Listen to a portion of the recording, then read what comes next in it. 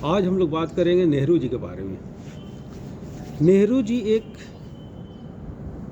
सबसे योग्य प्रधानमंत्री भी एक माना जाता है। नेहरू जी एक प्रधानमंत्री तो थे और एक योग्य बाप के योग्य बेटा भी थे। मोतीलाल नेहरू एक उस समय योग्य बैरिस्टर थे और एक योग्य नेता भी थे। उस समय सक्सेसफुल लोगों में मोतीलाल नेहरू थे उस समय।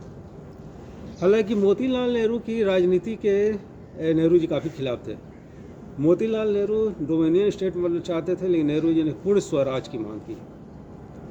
इसके बाद गांधी जी नेहरू जी से काफ़ी प्रभावित थे और इनका पर्सनालिटी नेहरू जी का इतना अच्छा था कि गांधी जी ने कहा कि अगर मेरा कोई उत्तराधिकारी बनेगा तो नेहरू जी ही होंगे। इसके आगे हम देखते हैं कि हमारे पूर्ण स्वतंत्रता की मांग की नेहरू जी ने। उन्होंने कभी डोमिनियन स्टेट को स्वीकार नहीं किया।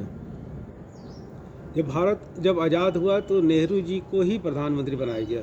यही गांधी जी की इच्छा थी। इसमें कुछ विवाद होता है कि पटेल जी को क्यों नहीं बनाया गया, लेकिन इसमें महत्वपूर्ण योगदान गांधी जी का ही था। उन्होंने ही इनका नाम आगे किया। अच्छा, इसके आगे देखते हैं। नेहरू जी सबसे मिलजुल कर, हालांकि वैचारिक मतभेद बहुत लोगों में था, लेकिन नेहरू जी सबके साथ लेकर चलना चाहते थे। उस समय उनके साथ भीमराव अंबेडकर, उनके विचारों में कभी सहमति नहीं हुई, लेकिन फिर भी नेहरू जी ने उनको ही कानून मंत्री बनाया। श्यामा प्रसाद मुखर्जी को भी मंत्री बनाया गया। हालांकि इन लोगों के विचार काफ़ी अलग थे। इस तरह आगे और देखते हैं कि नेहरू जी समाजवाद को लाए।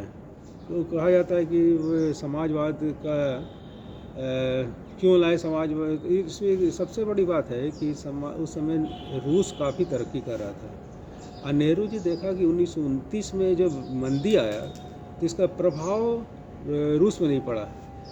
तो नेहरू जी को ऐसा लगता था कि अगर देश का विकास करना है तो हमें समाजवाद को ही आगे लाना होगा। हालांकि वो केवल समाजवाद को नहीं लेकर चले, उन्होंने मिश्रित अर्थव्यवस्था अपनाई। पूंजीवाद और समाजवाद दोनों को उन्होंने लेकर चला था।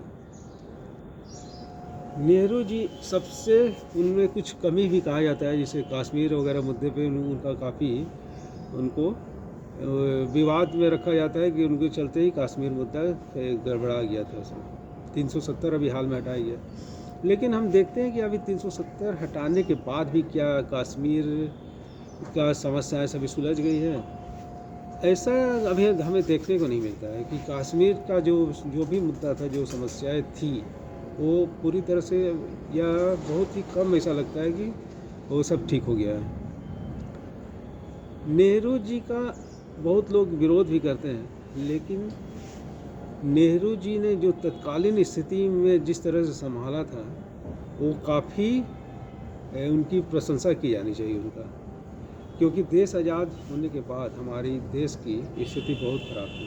अंग्रेज़ों ने भारत को एकदम कंगाल कर दिया था और उन्होंने एक एक स्टेप उस समय योजना आयोग का गठन किया और उन्होंने देश को विकास की तरफ ले गए और इंटरनेशनल रिलेशन भी काफ़ी अच्छी तरह से उन्होंने बनाया था। और इस तरह नेहरू जी का महत्वपूर्ण योगदान कहा जा सकता है और उनके जन्मदिन को आज बाल दिवस के रूप में ही मनाया जाता है। Okay, thank you very much.